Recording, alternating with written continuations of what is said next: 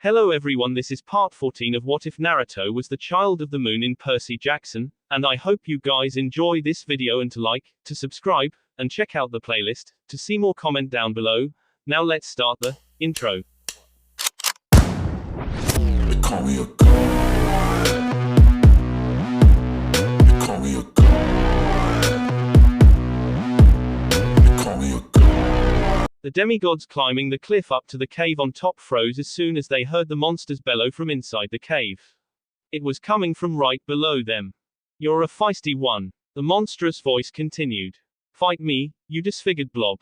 A familiar voice challenged. Give me back my sword, so I can slice you to a million pieces. The monster roared in laughter. Isn't that, Percy mouthed. Claris, Naruto and Annabeth confirmed.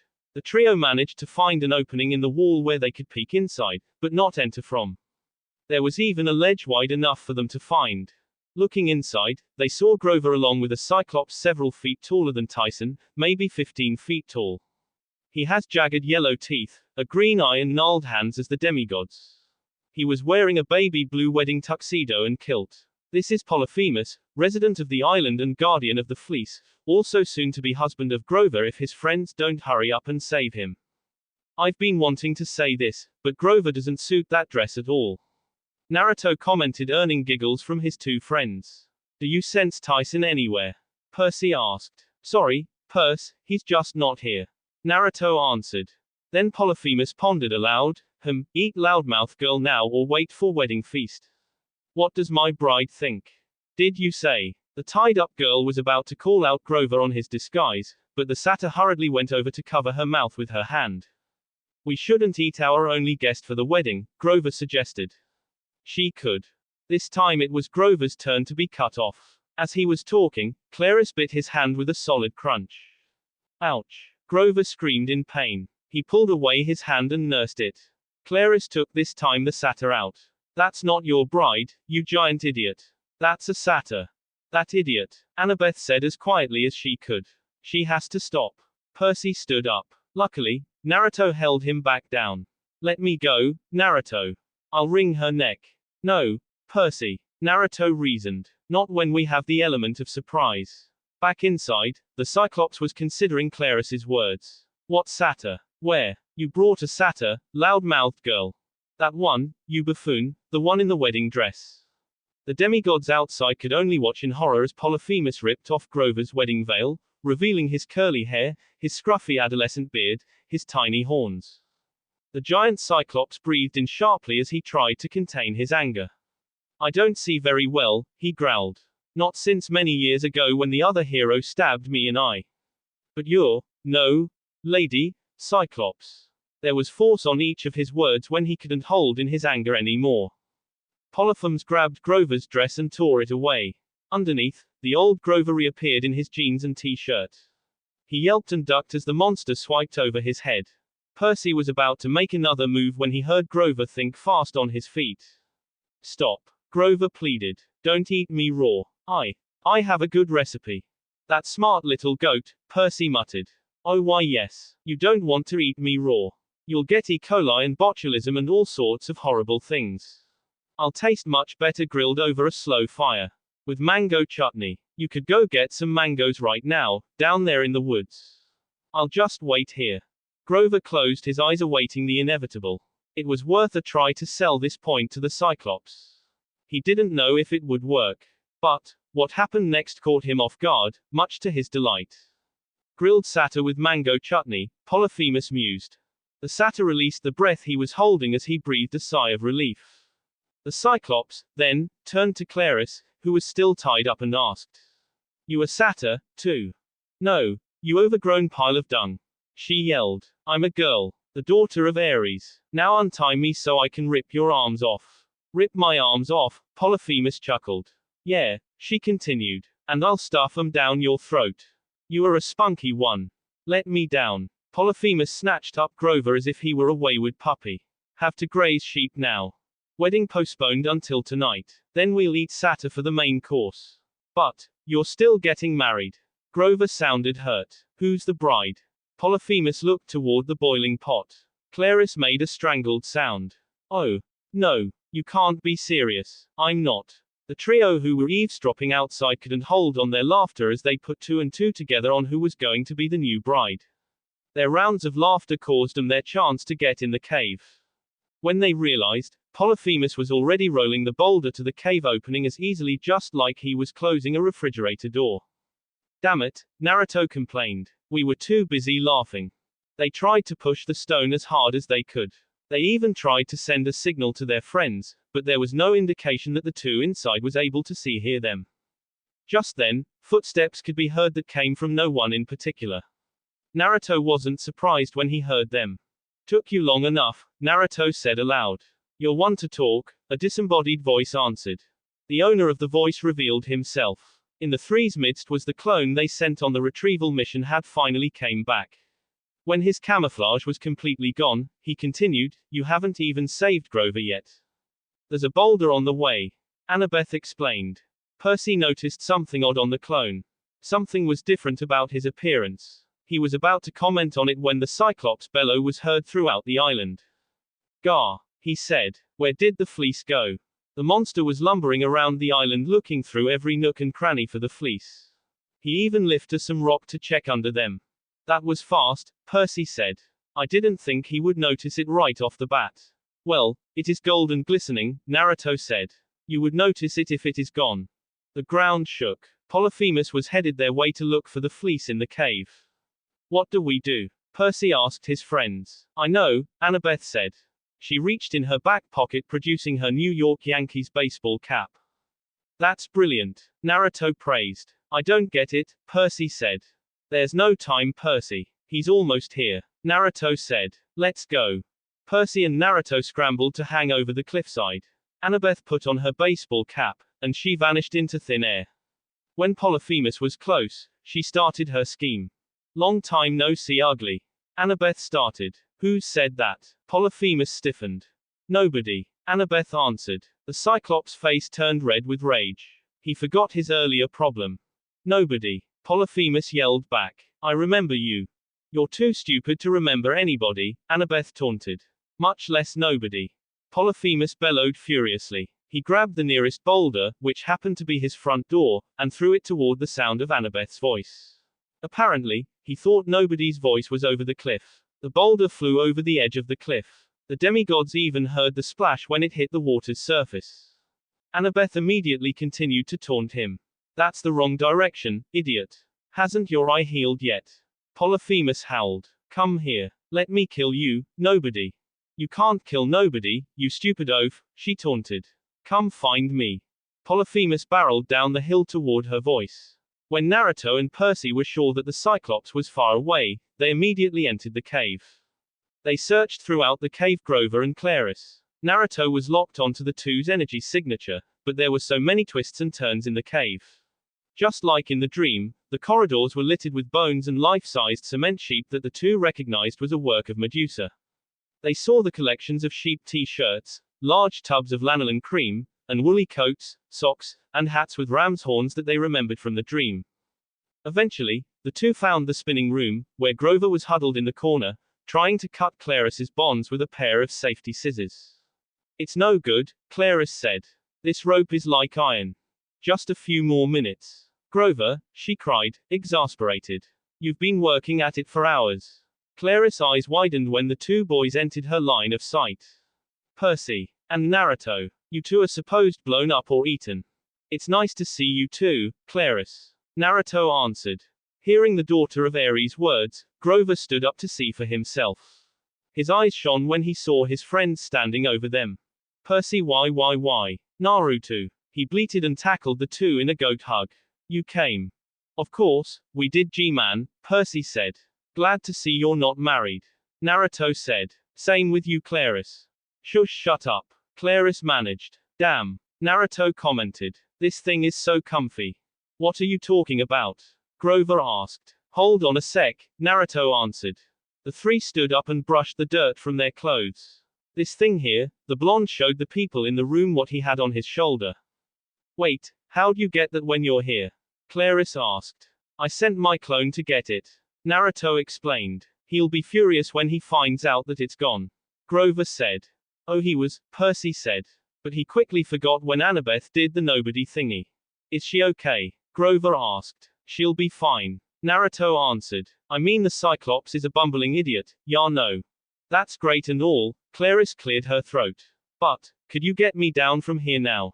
On it, Percy said, uncapped his sword, walked towards the hanging Claris. I should call her out now. Grover said. Who? That made Naruto curious. You'll see, Grover whistled.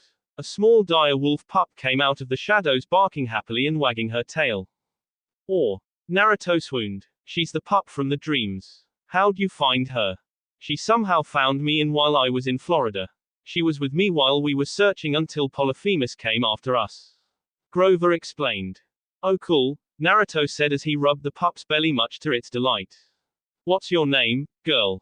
I haven't got the chance to name her yet, Grover said. You know, with the kidnapping and all. Or, I wonder what I should call you, Naruto thought aloud. The four were broken out of their conversations when they heard a scream followed by a monster's bellow. This time more invisible footsteps came followed by giant lumbering steps following her. The footsteps stopped in the room they were in. The owner of the footsteps revealed itself at that moment. It was Annabeth who took off her baseball cap. She caught her breath. She apparently took Polyphemus for a wild goose all around the island and back to the cave. He's here, Annabeth said in between pants. The lumbering footsteps drew closer. And Polyphemus' angry voice echoed through the cave. Nobody. Come here so I can bash your head. The Cyclops said. Claris cracked her knuckles. He's no problem. I'll rush him. Not a good idea, Naruto berated her. You got caught the first time you tried. She growled at him. We have to attack him together. Percy suggested. Claris grit her teeth. She obviously was not happy about the plan. Anyone up for attack plan, Macedonia? Naruto said. Percy hefted his sword which he used to free the daughter of Ares earlier. Claris picked up a highly collectible ram's horn spear from the Cyclops cave. Grover had found a sheep's thigh bone, which he didn't look too happy about, but he was gripping it like a club, ready to attack. Polyphemus finally made it to the room everyone was in. What is this? He asked when he saw the extra people in the room. Who are you? Why can't you recognize me, ugly? Percy taunted. What? You are nobody? The Cyclops asked. No, ugly. I'm the one who insulted you. Naruto taunted to confuse the monster. There are two of you. He asked. Now he didn't know what was happening. Yeah, I poked your eye. Grover added. What are you gonna do about it, ugly? Naruto and Percy said the same time. Polyphemus roared. Naruto dragged Annabeth behind him and gave her the fleece to hold. She momentarily strained under the weight. It was heavier than any one of them thought. Grover yelled a battle cry as he rushed in from the right. He threw his sheep bone, which bounced harmlessly off the monster's forehead. Claris ran in from the left and set her spear against the ground just in time for the Cyclops to step on it. He wailed in pain, and Claris dove out of the way to avoid getting trampled. Percy slid in between his legs and stabbed him in the thigh. Normally, monsters would disintegrate when touched by the godly metal that made up the demigod's weapons, but this time it was different. The monster withstood the attack. He didn't break apart into golden dust. Ow, that hurt, Polyphemus yelled. Damn it, he's a tough one, Percy complained. Knock him down, then we get out, Naruto said. Right, Percy and Claris said. The three demigods worked in tandem as if they weren't at odds against each other before. Naruto went in first. They fought the Cyclops bravely, charging again and again. Each of the demigods had a close call as Polyphemus tried to pound at them or make for a grab. When the first opening they got, Naruto rammed himself onto the Cyclops, making him stagger backwards in front of one of his shelves. Percy and Claris knocked the shelf, making it fall onto the Cyclops, breaking all of Polyphemus' snow globes and trophies. Then, the three pushed him to the ground. He fell onto the shards of glass that broke from his stuff with a huge thump. Naruto somehow picked up one of the stone sheep and slammed it on the Cyclops on the ground. His friends looked at him oddly at his feats of strength, but were not able to. True to the monster's durability, the demigod's onslaught wasn't enough to keep him down. He was beginning to stir. Let's get out of here, Grover wailed. He, then, picked up the puppy on the floor and ran outside, while everyone followed in tow. All of them made it out of the cave. The sun blinded Grover and Claris for a moment, being in the cave for a prolonged period of time. They took a look around.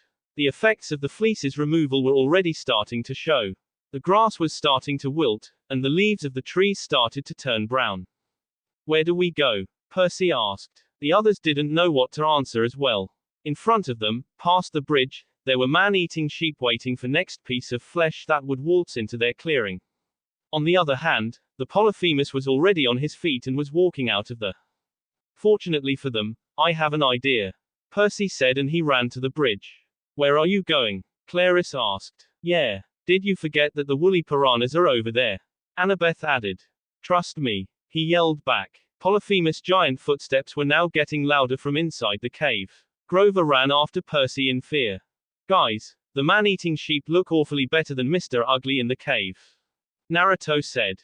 Damn it. All right. The girls relented. The remaining three tore down the hill to join Percy standing at the bridge's opening. Polyphemus made it out of the cave and saw the demigods. You. Polyphemus yelled in rage. You steal my wifey and my food. We're not married yet, stupid. Claris yelled back. And you're not going to eat me. Never. Grover added. Gar. I will grind you into sheep chow. Polyphemus yelled and bounded towards them. Percy ran across the bridge. His friends followed his lead and ran across with him. Annabeth was able to keep up with the others despite her added load due to her training with the ankle weights. As soon as Percy made it to the other side, he started to saw on the bridge ropes with his blade. They were surprisingly tough. It was probably because it was made from the island's produce. When the others finally crossed, they joined in on the duty. They were only halfway done when the bridge started to shake. Polyphemus was already here. Damn, that fatso runs fast. Naruto complained aloud. I am not fat. Polyphemus yelled. Yeah, keep telling yourself that. Percy retorted as he raised his sword and made a wild slash on the remaining ropes as hard as he could. Naruto did the same. The bridge fell away into the chasm along with the Cyclops. The demigods fell on their butts. They needed to catch a breath after the non-stop fighting and running from the monster of the island. At least they don't have to fight anymore. Or so they thought. Huge hands made a grab at the area where the bridge used to be. The demigods close to the edge quickly jumped back to avoid his burly fingers. Thank the gods for the demigod reflexes, and shinobi reflexes for one blonde shinobi, that they were to dodge him. Polyphemus howled in delight as he pulled himself up the edge of the chasm. Yes, you failed. The Cyclops yelled in glee. Nobody failed. The demigods stood to face him. Claris and Grover charged. Grover got swatted away. The brave satyr wasn't much of a fighter, but at least he tried. Annabeth ran to the satyr's side. Ugh. My head, the satyr groaned. Back at the battle, Polyphemus slammed his fists at the daughter of war. She rolled aside to dodge it. Percy came from behind the Cyclops and slashed at one of his legs, making him drop to a knee. Polyphemus twisted behind himself and swatted Percy aside. You think it's that easy? The Cyclops teased. You're forgetting about me, you dolt. Claris yelled as she went for an attack. Don't announce your attacks. Naruto berated his friends. Too slow. The Cyclops yelled as he grabbed Claris's weapon and flicked her away. Naruto rushed for his own attack. Naruto. No. Annabeth warned his friend. The blonde jumped to the side to avoid the fist aimed at his head. He produced a kunai from his pouch and slashed at his belly before ducking under the Cyclops' hand that made for a grab. Naruto didn't stop his attack. He appeared behind the Cyclops and jumped up to slam his elbow on his head. He ran back to the front and charged the Cyclops. This time though he wasn't expecting the Cyclops to attack him smarter than before. Another fist slammed at Naruto, to which he jumped to the side again, but the Cyclops wasn't finished. While Naruto was in the air, Polyphemus swiped at the blonde's feet, making him fall flat on his back. Not really smart now, are you nobody? Polyphemus said as he loomed over the blonde. Naruto groaned. Polyphemus raised his fist to slam at the blonde. No. Annabeth yelled as she ran to aid the blonde. She was too late. The Cyclops slammed his fists at Naruto. The blonde could only raise his hands in an attempt to catch the massive fists. Massive fists slammed down onto a blonde-haired boy, creating a miniature crater in his wake. All he could do was raise his arms to block them. His friends could only watch in horror as their friend was flattened like a pancake. The puppy whimpered at the sight. Or that's what they thought. Naruto opened his eyes. He wasn't crushed by the blow Polyphemus had given him. In fact, his arms were holding the Cyclops' fists at bay. Horror turned into confusion and then to amusement at what they saw. Everyone went wide-eyed, even the little guy that was with them if that was possible. What? You're not dead? Polyphemus wondered aloud at why the demigod wasn't crushed. Throughout the whole fight earlier with Polyphemus, the demigods did not notice Naruto's features after he held onto the fleece. But now, they were able to see what had changed. Naruto's eyes had turned toad-like and small warts could be seen at random areas on his face. Some unknown location. In a small hut in a luscious jungle in the elemental nations, there sat a green toad with white hair styled in somewhat of a mohawk. He had very thick eyebrows and a small goatee on his chin. He was currently sitting on a small table with a bowl of soup and insects in front of him. Ma, this delicious like always. The green toad praised the meal he was currently enjoying. I'm glad you love it, Pa. Eat up. I have seconds. A purple-haired toad said from the kitchen said. She had a green underside with purple markings around her mouth and the back of her body. The top of her head looks as though she is wearing a hairnet with hair rollers underneath, making her look like an old woman. They were sharing a hearty meal with each other when someone barged in their house, startling the two owners. Lord Fukusaku, Lord Fukusaku. A toad with a high-pitched voice called out as she entered the hut. The toad barged into the dining room and saw the two toads eating their food. What is it? The old male toad named Fukusaku asked with a bit irritation in his voice. Can't you see I'm eating here? Sorry about that, Lord Fukusaku, Lady Shima. I have urgent news. The toad apologized. What are you waiting for then? Tell me. It happened again. This time Gamabunta-sama was summoned into the unknown world. He had just returned. I see. We better attend to this matter right this instant. Fukusaku turned to his wife. Save some for me, will ya, Ma? Not a problem. Just return before the soup gets cold. His wife, who the toad had identified as Shima, replied. The two nodded, and then raced off to the recently arrived toad chief.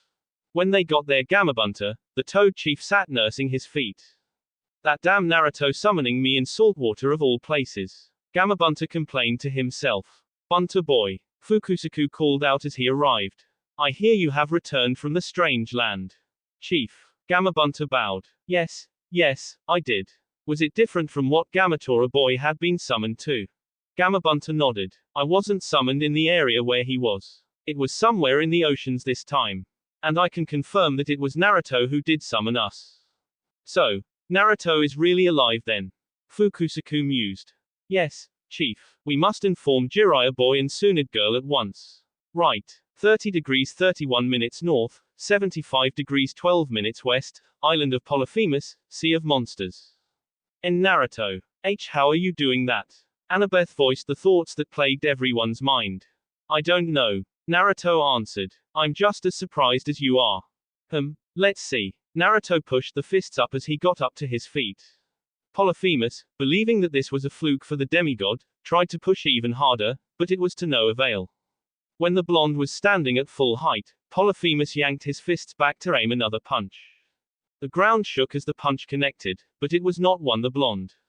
The punch was planted on the ground, cracks could be seen due to the weight of the punch. Naruto climbed up the arm up to the Cyclops' head and slammed his knee on the monster's crown. That shook the monster up. After that, he wasn't able to guard against the shinobi's onslaught. For the next few seconds, the blonde was almost like a blur as he slashed and stabbed and slammed and kicked the monster. Each of the blows' shockwaves somehow could be seen by the trained eyes of the demigods. Every time the one-eyed behemoth tried to grab the blonde shinobi, the appendage would be knocked away, and even Naruto's attacks missed. Somehow an invisible force still hit anyway. Polyphemus staggered as he stood in front of the yellow-haired youth. As if it was a last-ditch effort, he aimed another weak punch to his opponent, but the blonde's tiny hands caught it effortlessly. The latter yanked the arm and threw the Cyclops over his head, sending it tumbling down the hill. Naruto turned to face his friends who practically had their jaws down at the ground after his show of strength. He beamed his trademark grin and thumb up at them. What are you doing? Claris yelled. Go finish him before he could get up. The blonde's legs shook, struggling to keep him upright. Then, he fell down on his back. They rushed to his side to check for his condition. Annabeth was the first to arrive, kneeling at his side. Grover followed suit. The puppy even jumped off and licked Naruto's hand. Oh gods. Are you okay? She asked. I'm okay, Naruto managed. What was that, man? Percy inquired. Where did all that strength come from? I'm not sure, the blonde struggled for an answer. I just felt some energy flow in me, but when it was all gone, I feel so exhausted all of a sudden. You careless idiot. You almost got crushed, Annabeth scolded. Sorry about that. The downed demigod apologized. You better be, she answered as she fed the blonde some nectar and ambrosia. Now that we know you're okay, ninja boy, I'll go finish that monster off. Claris volunteered, picking up Naruto's own weapon. Several thoughts made its way into Percy's mindscape, the majority of which was about an adorable young Cyclops that he was beginning to learn to love and a conversation they had atop Half-Blood Hill. Flashback. They're in almost all the big cities, Annabeth explained, her voice was dripping with distaste. They're mistakes, Percy. Children of nature, spirits and gods, well, one god in particular, usually, and they don't always come out right.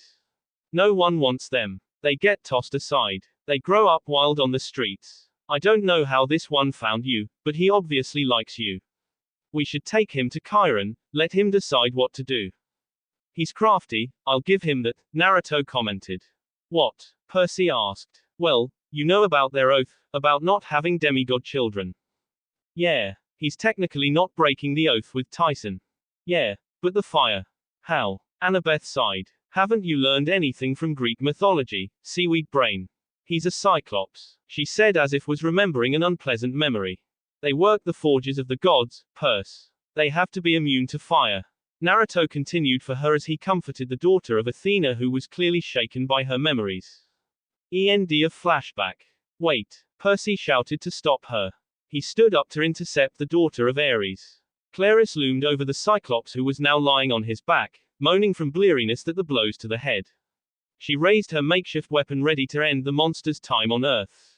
Just as the tip of the blade was about to be plunged into the monster's lone eye, Percy grabbed Claris's arm, stopping the monster's supposed final blow. What are you doing, you idiot? Claris demanded. Let go of my arm. Please, no. Don't kill me. Polyphemus pleaded from under the camp bully's feet. He was bruised and bloodied at different parts of his body. Tears welled from the monster's lone eye. My sheepies need me. Only trying to protect my sheep. He sounded heartbroken to the Percy that it further softened the heart of the son of Poseidon. After all, he, too, was a son of his father, albeit from another mother. Why do you believe him? Claris' better judgment clashed against Percy's sympathy. He's a Cyclops. He's one of my brothers too. Percy explained. Are you serious? Let me go or heal. Little did the arguing demigods know that the opponent at their feet had already recovered. As Percy pulled Claris off the monster, massive hands moved to grab the two demigods and lifted them off the ground. Look what you did, Percy. Claris scolded. Ha! Foolish mortals. Polyphemus gloated. Now to eat nobody and marry this feisty girl. Percy and Claris's faces paled. The two demigods braced themselves for the inevitable. Polyphemus opened his enormous mouth to bite down on the demigod he knew as nobody. But what they were waiting for never happened. Something flew over their head and embedded itself into the Cyclops' maw. A rock the size of a basketball sailed into Polyphemus's throat. It was a novice basketball player's dream, finally being able to hit a shot from beyond the arc. The Cyclops made a grab for his neck as he choked from the unintended hard pill he could swallow. He staggered back as he struggled to spit the rock out of his mouth. He walked back up the hill he rolled down from. Annabeth and Grover were now helping Naruto back up on his feet. The three watched as the Cyclops continued backward and careened over the cliff. Thinking he could fly, he made chicken wing motions that did nothing to help the bumbling oaf fly as he tumbled into the chasm. I thought I heard the two get captured. Grover said. Let's go check it out, Annabeth suggested. The three demigods made their way downhill to check out what had happened. They were surprised by who they had seen standing midway down the hill amidst the flock of killer sheep. The group was whole again. Line break. Tyson regaled to his friend what had happened to him during the ship's explosion. Apparently, a hippocampus, who he named Rainbow, was responsible for Tyson's safe travels across the Sea of Monsters. According to Tyson, the hippocampus had been following Percy's group ever since they left the beaches of Long Island, wanting to play with the gentle giant. It was this lovely sea creature who had pulled the young Cyclops out of the burning wreckage of the CSS Birmingham and brought him to safety. Ever since then, they had been searching for them. It was only when Tyson caught a whiff of the nature magic and the sheep when they found the island. Tears welled up in Percy's eyes. He wrapped his brother in a tight hug. The bitterness he felt about his brother completely washed away. Tyson, I'm sorry, he apologized. The big guy had a confused look on his face. Why? What did you do? Back at camp, I was ashamed of you being my brother, especially when the others teased me about it, Percy explained.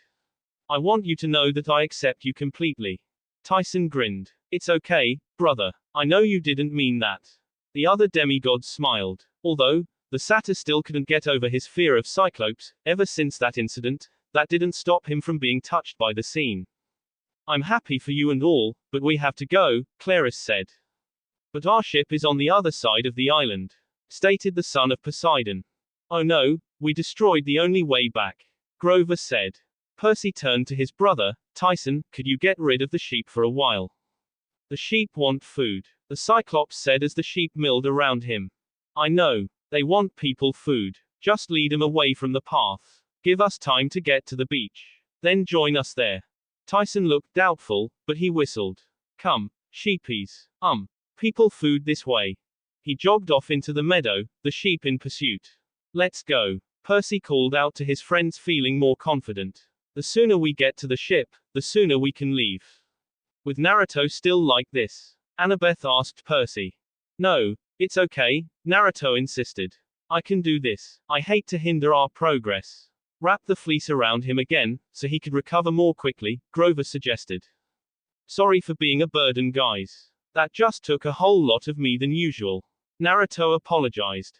It's okay. We got your back, just like you always got ours. Annabeth answered.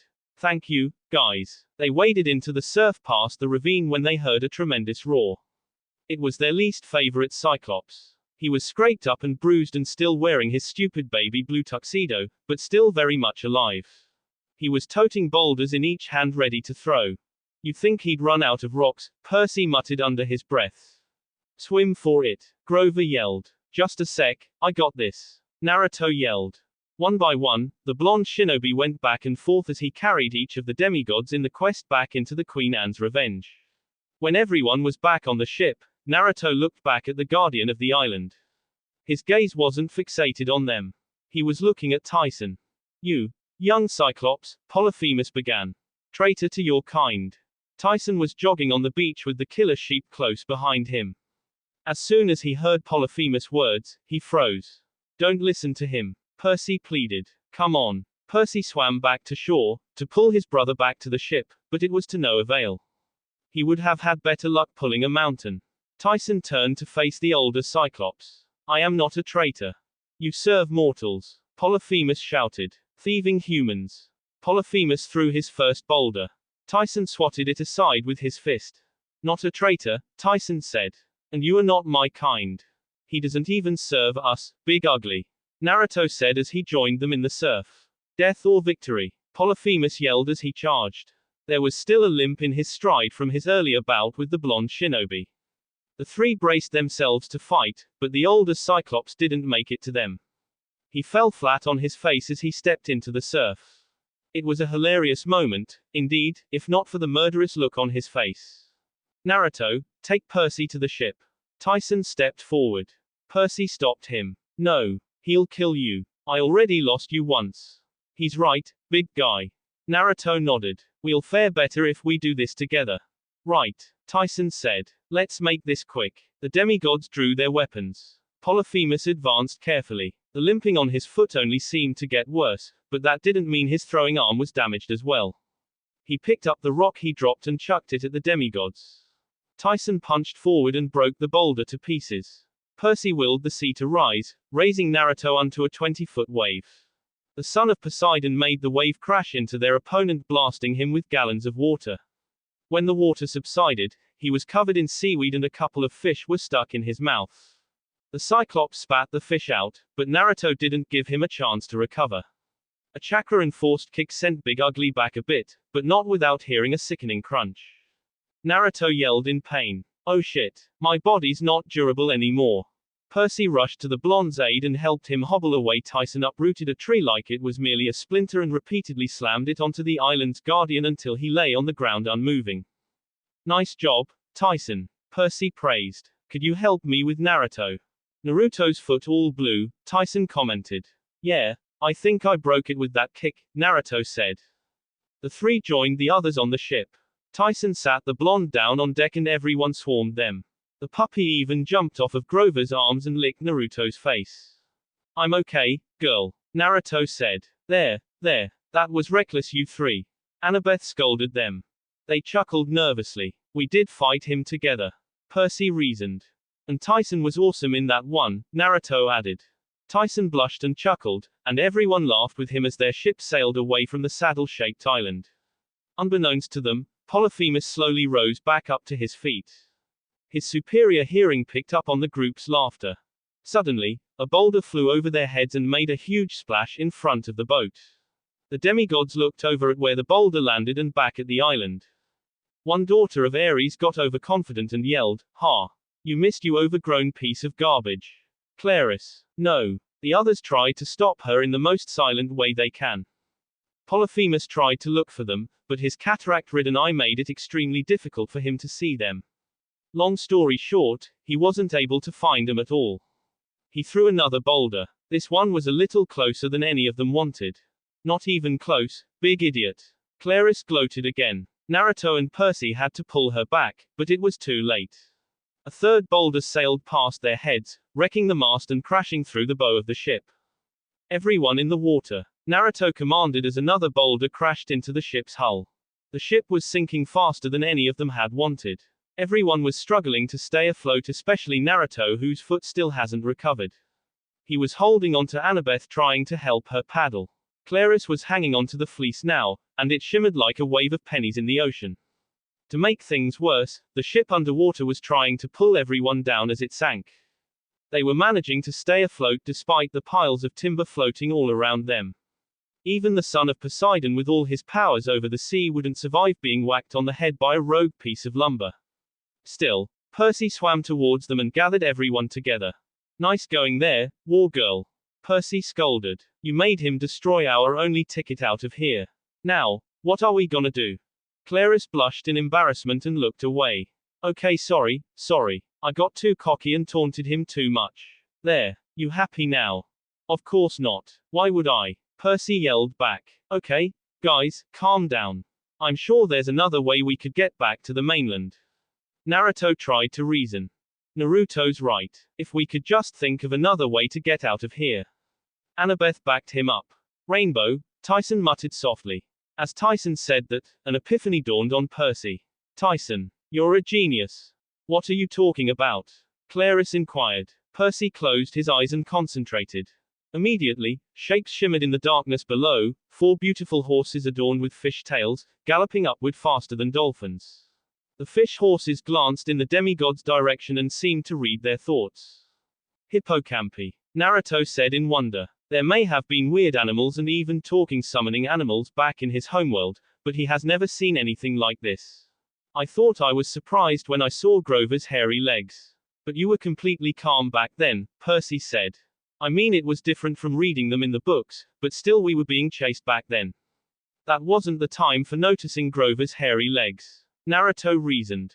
Could you please stop talking about my legs? Grover asked. Right, sorry. Percy and Naruto apologized. The colorful fish horses each moved to the demigods and allowed them to grab hold of the colorful manes. But there are only 4 of them. Naruto and Annabeth voiced their concern both at the same time. Sorry guys, Percy apologized. Rainbow's friend got sick for some reason. Yeah, so I heard, Naruto grumbled softly.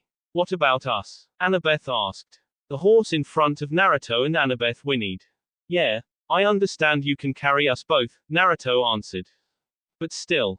Come on guys, Claris said. Couldn't you just suck it up just for a while? Claris is right, Grover agreed. Just till we get back to the mainland. Naruto and Annabeth looked at each other. With both of them with a tinge of red on his cheeks, they both relented. Fine. Naruto's eyes slowly opened. For some reason, there was snickering coming from somewhere. Noisy, Naruto grumbled. Trying to sleep here. He hugged his pillow tighter, trying his best to return to his slumber. His pillow snuggled closer to his person. His pillow let out a little groan. Wait, a sudden realization hit him. I'm not in my room. I don't have a pillow right now. Naruto's eyes flung open. The first thing he saw was the setting sun behind a city skyline. There was a beachside highway lined with palm trees, storefronts glowing with red and blue neon, a harbor filled with sailboats and cruise ships. Then, he looked down. He saw Annabeth snuggled into him. She too was slowly waking up from the shinobi's movements. She slowly turned around. The girl's gray eyes met Naruto's blue. She, then, realized who she was snuggling with.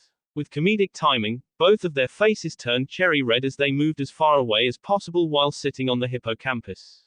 This turned the snickering into full-blown laughter. They both looked at where the laughter was coming from. It was Grover and Claris. It was a shame you both woke up. Grover teased. You were both so sweet. Too bad it's dangerous for demigods to bring phones, Claris added to the flame. If I did have one me. Shush shut up. Shush shut up, Databio. The four demigods looked at Naruto oddly for the language he just spoke, but ultimately he and Annabeth were teased even more. Their face got redder than before, fueling their teasing. Good thing for them, Percy had to break them apart. He sent a small wave towards them, dousing them in water.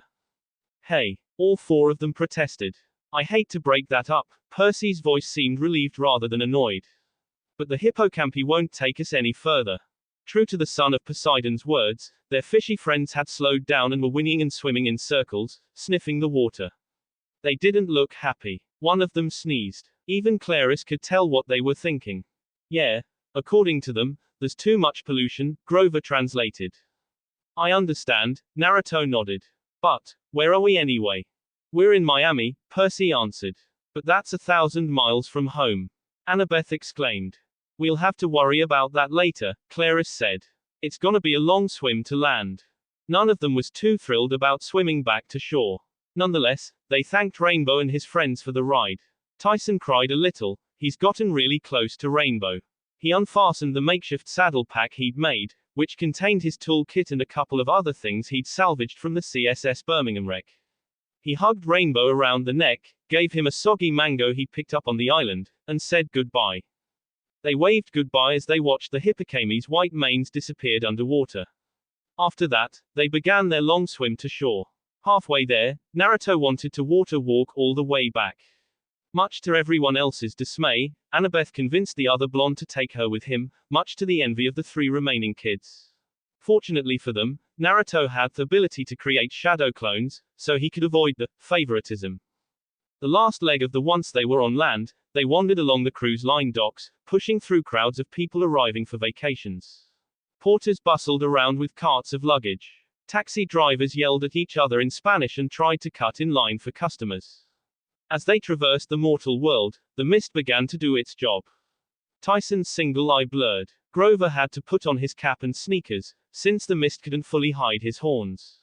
Even the fleece had transformed from a sheepskin to a red and gold high school letter jacket with a large glittery omega on the pocket. Once they found the nearest newspaper box, they checked the date from the local newspaper, the Miami Herald. It was the 16th of June. An aura of dread washed over the quest goers. We've been away from camp for 10 days. Annabeth cursed. What are you talking about? Claris asked. That's impossible. Naruto shook his head. You know, after being stuck in the Lotus Hotel for 5 days, I'm not that surprised anymore. I agree, Percy added his 2 cents. Talia's tree must be almost dead, Grover wailed. We have to get the fleece back tonight. Claris slumped down on the pavement in defeat. How are we supposed to do that? Her voice trembled. We're hundreds of miles away. No money. No ride. Her head snapped to a particular son of Poseidon. Jackson. This is your fault, if you haven't interfered. Naruto and Grover fully expected Percy to argue back, but what happened next shocked the both of them. Percy took the fleece from Tyson and handed it to Claris, shocking even her. Here. I'm sorry. What? Naruto, Annabeth and Grover yelled in surprise. Percy not picking a fight. That's new. Annabeth commented. What's gotten into you, Percy? Grover asked. After all we've been through, I don't wanna pick another fight. Percy calmly answered. Wow, that's really mature of you, Percy. Naruto praised. Claris narrowed her eyes, racking her brain for any trickery the son of Poseidon might be pulling on her. Relax, I really am giving the fleece to you, Percy said, knowing what the daughter of Ares was thinking. This is your and Naruto's quest, it's only proper that one of you complete it.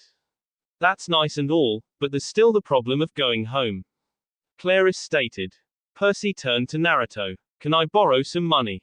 Naruto immediately realized what Percy was planning and unsealed a dense roll of cash and handed it to Claris. It's for the quest, you don't have to pay it back anymore.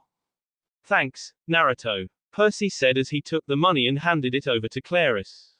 This is a lot of money. Are you sure? Claris asked. It's okay. Knock yourself out. Get yourself a first-class ticket and some food on the way. Naruto answered. Where did you get it anyway? From the Lotus Hotel, I won it from the poker table. Claris's mouth fell open at what Naruto said. Is that even legal? Of course not, but I have my ways, the blonde shinobi answered. Enough questions. You better get home and save camp. Right. Claris nodded and hailed a taxi. Soon, she was on her way. The other demigods turned to look at the son of Poseidon. Naruto was the first to speak. How did you know about the prophecy? I don't remember telling you guys about it. Oh, I really don't know about the prophecy. I just figured she had some daddy issues when Ares stormed the ship. Percy explained his side. You and me both, knowing Ares, Naruto nodded. Not to mention, you guys humiliating him last year. Grover completed the thought. Still, that was really big of you, Percy. Annabeth praised. Well, unlike what you guys think, I don't always pick fights. I pick the high road sometimes. Percy answered. Yosh. Naruto celebrated. Now that we pretty much completed the quest, why don't we all get a bite to eat? Do you think it's okay? Grover worried about taking the detour. Naruto waved him off. It's fine. Claris is on her way to camp anyway. And it's going to take a day or more for us to get home, so why not enjoy Miami while we're here? Right, Percy. I guess so. After all, I am a little hungry. Percy answered. What about you, Annie? Naruto asked. The only girl in the group sighed. I suppose. What are we waiting for then? Let's. The excitement on Naruto's face disappeared. The blonde's expression turned serious. He drew a weapon, prompting his teammates to draw their own weapons. The puppy that was snoring in Grover's arms since they arrived even woke up and growled. What's wrong, Naruto? Grover asked nervously. You think you can hide from me? Naruto raised his voice. A few seconds later, Luke revealed himself from the crowd, slow clapping. He still looked menacing as ever with the scar under his eye. Flanking him at either side were two bear man thugs, which was the first that Naruto and Grover had seen of them, but it looked like Percy and Annabeth already had a run-in with them. The thugs looked like twins, but they weren't human. They stood about 8 feet tall and wore only blue jeans. They weren't wearing any shirts. Instead, their enormous chests were shag-carpeted with thick brown fur. They had claws for fingernails, feet like paws. Their noses were snout-like, and their teeth were all pointed canines. I could never sneak up you, huh, Naruto? Welcome back to the States, cousins. Luke greeted. What do you want, Luke? Percy growled. Well, I'm here to extend my hospitality, of course. After all, you just came from a quest. Luke said. Cut the crap, Luke. Naruto snapped. What are you really after? I guess I should expect that from you. You would see through the lies. Percy shrugged. Yeah, you don't need to be a genius to see through your bullshit. The blonde boy shot him down. Geez, watch your language, Naruto. Luke clicked his tongue. Is that how you talk to your mother? Why you? Naruto's grip on his weapon tightened. A dark aura was looming over Naruto. Fear washed over Luke and even over the shinobi's allies. Annabeth placed a hand on the teen from another land. The blonde boy's anger subsided. He turned and gave Annabeth a thankful look. So, you're going your true colors, huh? Luke said. Enough, Luke. Annabeth scolded. Now tell us, what do you really want? The fleece, Luke stated. Where is it? It's not here, Grover answered him. Ah, Grover, how are you, old friend? Are you taking a break from your quest? Luke greeted him before he continued his interrogation. Just give me the fleece and you can return to your little nature quest. Blah ha ha. Some old friend you are. Grover bleated out a laugh. Are you blind or are you just plain dumb? It's not with us. Yeah, Luke. It's probably at the airport right now. Percy added. What did you say? Luke asked, but his voice was on the brink of entering rage. Hey, must be hard of hearing too. Naruto and Grover high-fived. No, it can't be. I was sure Percy would. Luke couldn't believe what he heard. Well, you thought wrong. Percy yelled. The son of Hermes' face started to turn red in anger. Agrius. Orius. B-Boss. The two bear man thugs squeaked as Luke called the names. Take our guests back to the ship. Luke ordered. You think we'll let you? Said Naruto. We have already anticipated that there will be some resistance. We have contingencies. Luke grinned. As if on cue, snakes shot out of the ground and wrapped the four demigods tightly. It was a good thing, though, that the puppy was able to jump out of Grover's arms. This is. Hello, Naruto-kun. A venomous voice sounded from behind the demigods. That voice. Naruto's eyes widened. What are you doing here? Orochimaru emerged from one of the snake mouths. They came to me to search for people to bolster their ranks. I gladly agreed in exchange for power. And I must say they are treating us well on the ship. He walked past the demigods and turned to face them. The brave little puppy stood her ground despite the odds stacked against them.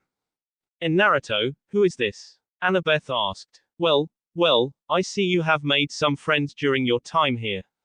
Orochimaru said as he traced a kunai over the girl's face. Let us go now, Orochimaru.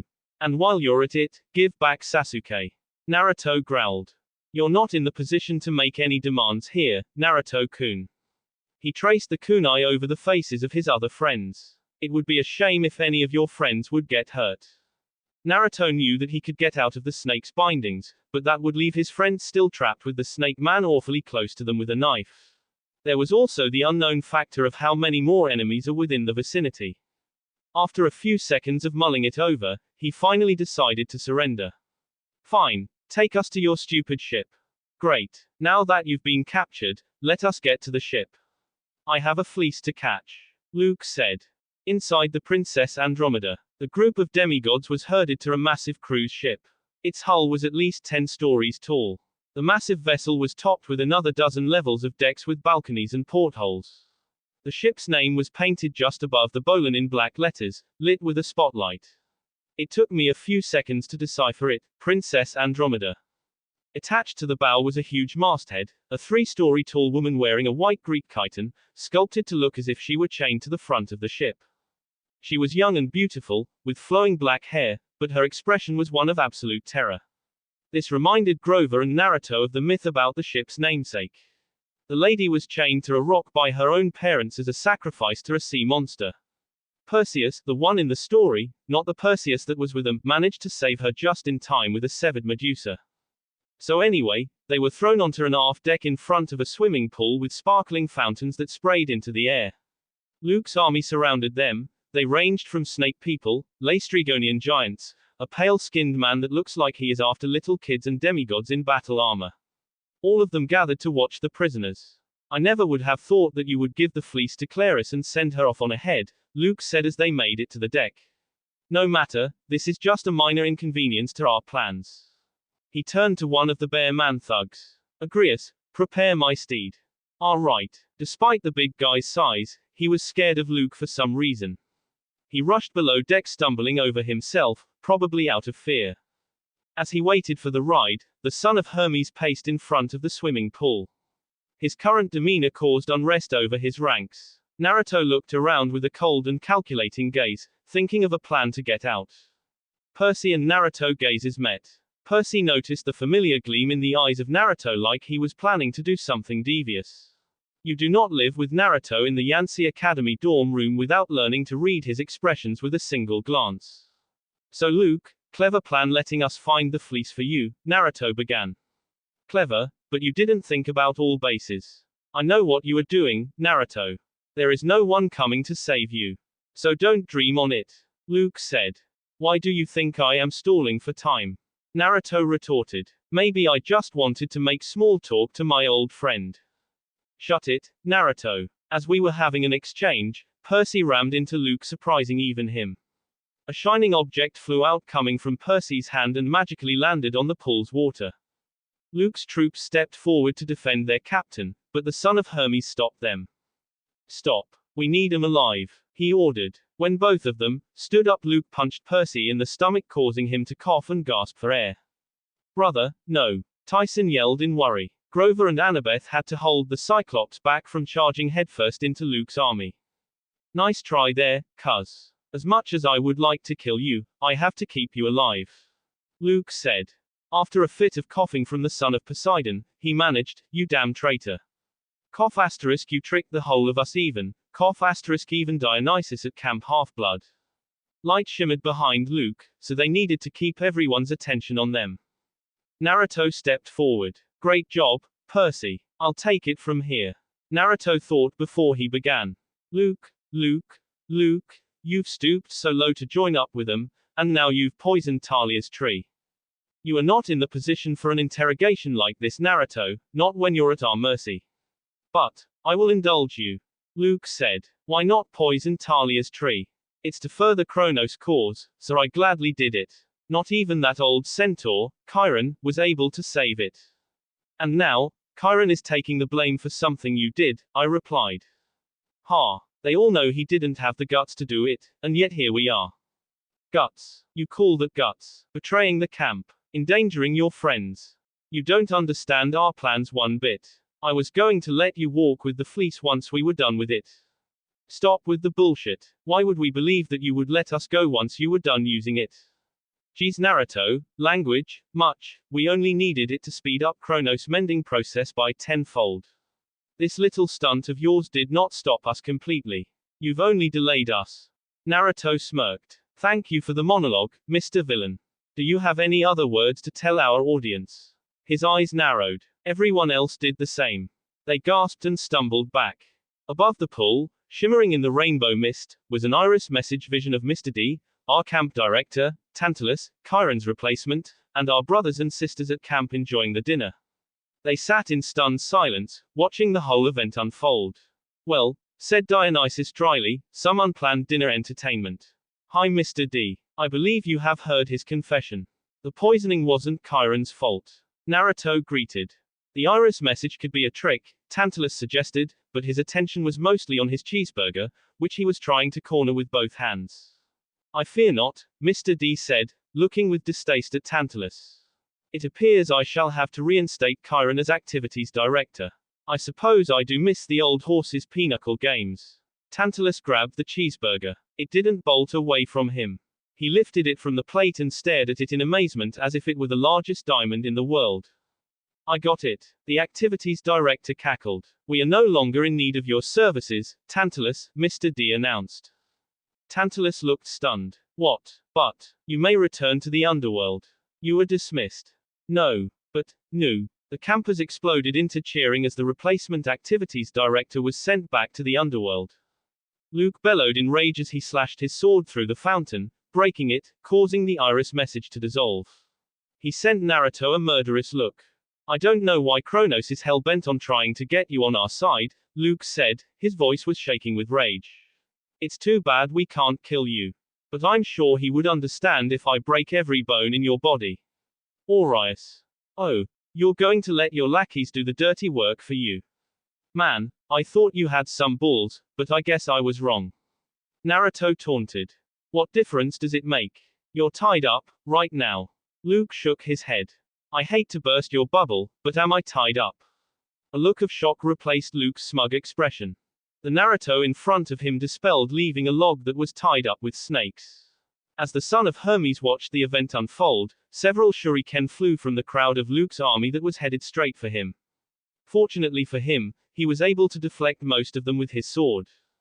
Poof. The real Naruto revealed himself from among the crowd disguised as one of the rogue demigods. He had a smirk plastered on his face, and his right hand was in a half-ram seal. But how? Orochimaru said with a huge shock on his face. You underestimate me, Orochimaru, Naruto said. You still treat me like that brat you knocked out in the Chunin exam. Luke managed to recover. No matter. Your friends are all tied up, and there is only one of you. Naruto smirked as he raised his hands to form his signature hand seal. You forget that I am a one-man army. You think I'll let you? Orochimaru yelled as his whole upper body elongated to get closer and the Kusanagi sword came out of his mouth ready to stab him. Shit. Naruto cursed as he produced a kunai from his sleeve to knock the sword away from his person. With his other hand, he formed a Rasengan and slammed into Orochimaru's body. The snake Sannin yelled in pain from the effects of the attack. Stop the act, Orochimaru, Naruto said. I know you do that gross thing that you always do. Chilling laughter came from Orochimaru's body. The other demigods watched in horror and disgust as the mouth opened wide as he forced his way out of the small opening. I can't fool you anymore, Naruto-kun. Stay out this, you damn snake. It is Luke that I am after. Naruto ordered. He then turned to the ship's captain. Or a two-chicken to face me. As if on cue, Agrias burst onto the deck struggling to tame a flying horse. It was a pure black Pegasus with wings like a giant raven. The mighty animal bucked and whinnied. She was calling Agrias and Luke some names so bad Chiron would have washed her muzzle out with saddle soap. Sir, Agrias called, dodging a Pegasus hoof. Your steed is ready. Luke didn't acknowledge the bear man thug's words. He just kept an eye on Naruto the whole time. Just as I told Percy last summer, you can't bait me into a fight, Luke said. Naruto smirked. You never could beat me, even back at camp. I understand you're just trying to save face from your troops. Luke had no choice. Backing down would make him look weak in front of his troops.